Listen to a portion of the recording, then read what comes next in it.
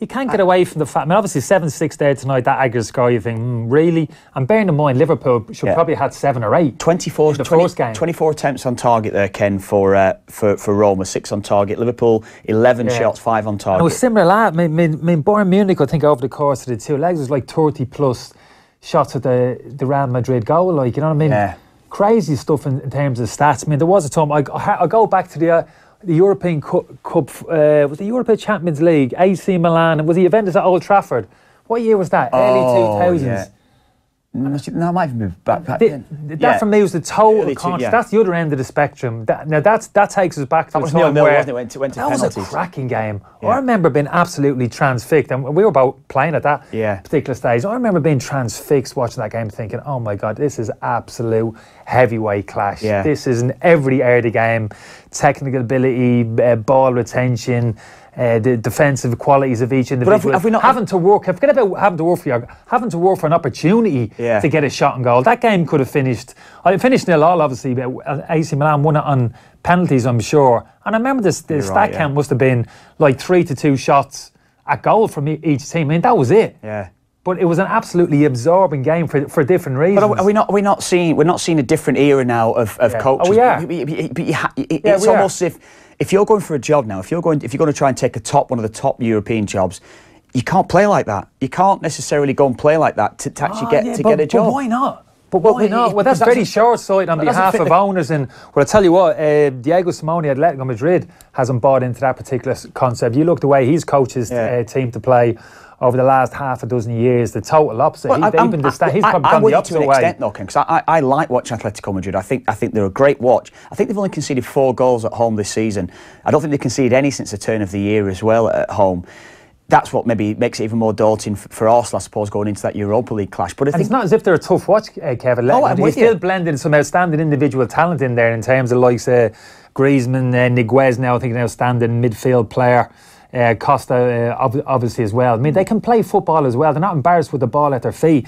So for me, the game has gone too far the other way. And even if you're a manager who likes possession of football, if you're a manager, I want to play the game a certain way. I want to dominate the ball.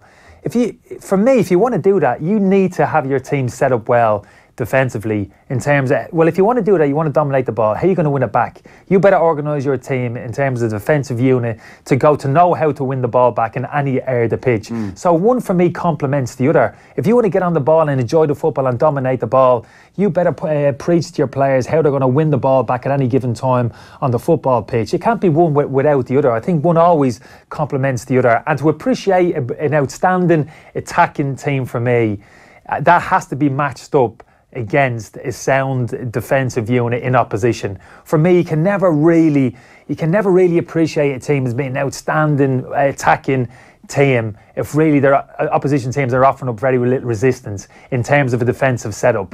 When you're up against a top quality outfit who defend well as a block, make good decisions, individually defend well in 1v1 situations, if you can come out on top of that and play your individual stuff as an attacking team and show that individual quality and score goals, that's the type of game I want. You really have to earn it in terms of earning your chances and your goals. But what I was saying before, though, so you're going for a job interview, you're going for one of the top interviews, you're looking at Arsenal at the moment, huge club at the moment, manager due to come in over the next couple of months, taking them forward. If you went in for your job interview with certainly with the mindset of, or that's certainly the mindset you're going to say to the new owners, this is how we're going to play. We're going to set up with defensive shape, the unit of the team's right. We're going to try and pick sides off. I don't know if it doesn't have to be pick sides off. But if you're good, if you're set up well defensively. Well, say you're going in, you're going to use the structure of Atletico Madrid as a formula to take to your meeting and say, look, this is how I see my team playing. I doubt very much you're going to get one of the top jobs if you were going in with that as... But I think you can have both.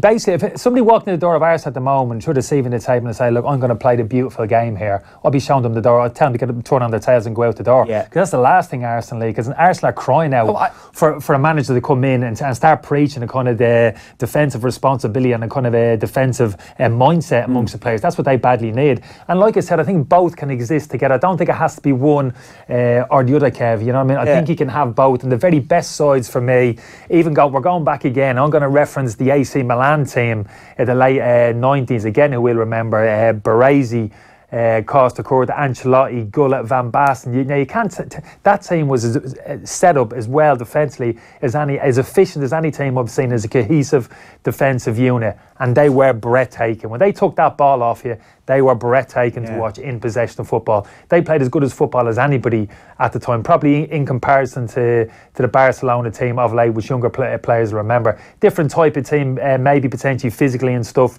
but for me, they were a team that struck the balance right between, in terms of dropping into a good defensive shape, taking good pride in the defending, and being comfortable in their own skin without possession of football, and then playing some exhilarating football. Not in terms of maybe over-elaborating at times, getting the ball back to front quickly, being direct and carrying a real attacking threat with some outstanding individuals. Isn't that why maybe Italian football has been a bit of a turn-off, maybe with the next generation of football fans over the last 15 years, because... No, but even that's changed Italy. We watch a bit of Italian football before. We've been talking about games of late. But that's almost if it's needs must, why they've had to change the mentality. Look at Napoli, who you're a big admirer of Napoli. I'm a big fan of Napoli. Look at Juve, the way that Juve defend. Juve are the same. Yeah, attacking. Even Roma tonight. You watched Inter Milan. The Inter Milan game the other night. Inter Milan went down to 10 men against Juventus. Unbelievable game. Juventus eventually won 3-2. They went down to 10 men. And they kept looking to play out from the back. The centre-halves kept splitting, and with a man down, they kept looking to play from outside their penalty box through the thirds and through Juventus. Absolutely, totally committed. Will not knock that ball back to front and commit themselves to a 50-50 ball. Now, we're going to play, even a man down, we're going to cherish possession of football, and we're going to look to play our way through the press up the pitch. I mean, that's pretty much amazing. These are the top Italian teams. So I think that's a broad stroke in terms of that kind of coaching mindset you're talking about.